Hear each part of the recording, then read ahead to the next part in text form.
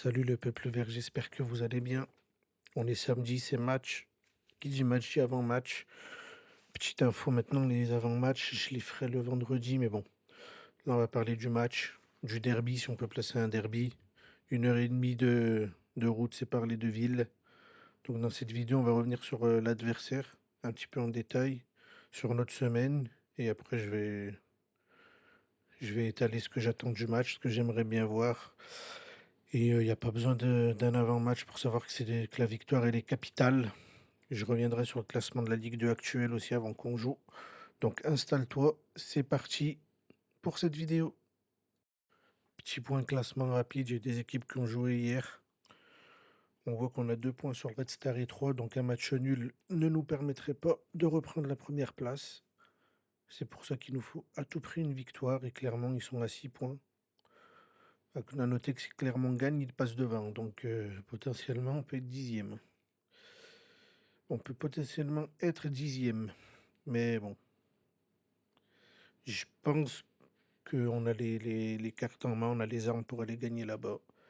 Là, je vais vous montrer rapidement les 4 matchs du mois d'août de Clermont. Mais on voit qu'il y a quelque chose qui se dessine. Enfin, le Red Star et 3, même s'ils ont un match de plus, pour moi, ça reste assez costaud. Donc, il va falloir faire attention. Et pour moi, sur ce mois de septembre, le match le plus important, c'est lui, en fait. C'est Clermont, c'est ce déplacement. D'une part, la proximité, de deux, avec les absents. Donc, il y a des joueurs qui vont devoir confirmer. La fin de mercato un peu tronquée. Stassin, il part, il reste. Bouchoirie qui est parti. Et quoi, c'est de mystère. Il y a beaucoup de choses qui tournent autour du club, autour de l'équipe.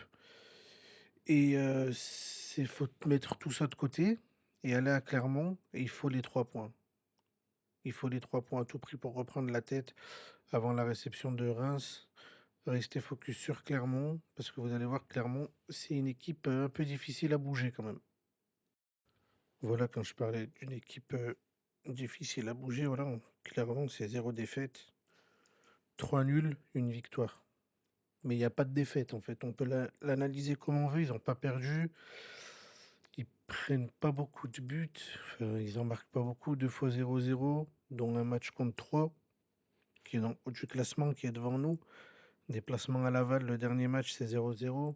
J'ai un peu regardé les stats, c'est dur à bouger. Voilà, ils jouent leur football, ils connaissent leurs points forts, leurs points faibles. Ils appuient sur leurs points forts. Et voilà. Je veux vraiment répéter que le déplacement, il est difficile, faut pas le prendre à la légère. Même si on a un effectif un peu plus étoffé, il me semble que leur attaquant Famara Diédhiou, il est absent, à revoir l'info. Mais voilà, une seule victoire, c'est contre Grenoble à domicile, mais ils perdent pas, c'est ce que je retiens. Et nous aussi, on n'a toujours pas perdu. Mais ils font beaucoup de nuls. J'ai peur qu'ils essayent de fermer le jeu, de casser le jeu, de ralentir le rythme, parce que c'est quelque chose qui leur convient un petit peu, et que nous, ben, on a du mal en fait. Qu'une équipe, elle bloque toutes nos transitions, nos courses vers l'avant, on a vraiment du mal. Donc, je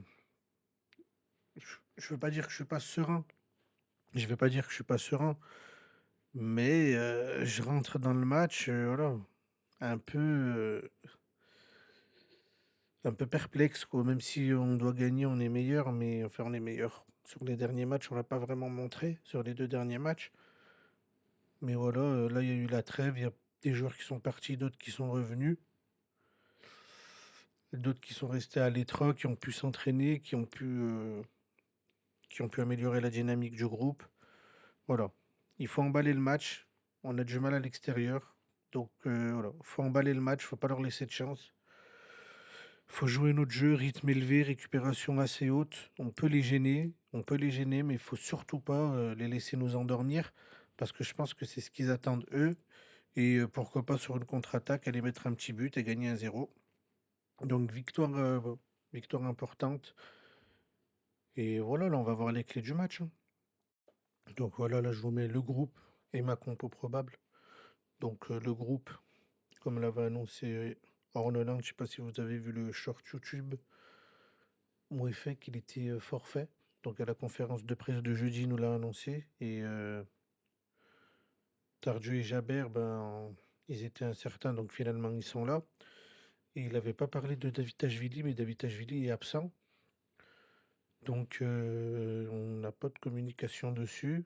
Et pour la défense, bon, bah, Hanan, il est blessé de longue date, donc ça bouge pas. Donc pour ma compo probable, j'ai hésité en fait, je me suis dit: «Pourquoi pas partir en 4-4-2?» vu l'absence, au milieu de terrain, mais je le vois pas changer, son 4-3-3 dans un match aussi important. Donc pour moi, ce sera du classique, la défense, ça bougera pas, ça sera la même que contre Grenoble. Bah, milieu de terrain, je pense que c'est, Gadegbekou qui va accompagner Tardieu et Jabert, s'ils sont titulaires, parce que Jabert, on se rappelle contre Grenoble, il avait pris un très gros tacle et Tardieu, il était malade toute la semaine, donc à voir son état de forme ce soir. Et offensivement, il y a pas Davitashvili qui pour moi était le titulaire à gauche, donc on avait plusieurs possibilités, hein.